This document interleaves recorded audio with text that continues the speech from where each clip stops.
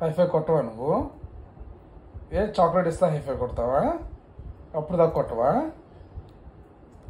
ఇయ్యా గుద్దుతా లేదు, గుద్దుతా.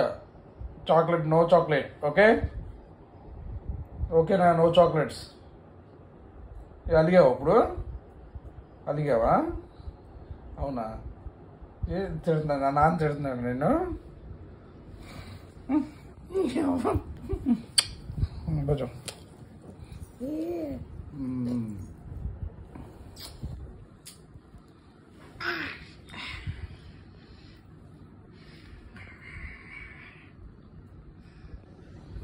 సరే.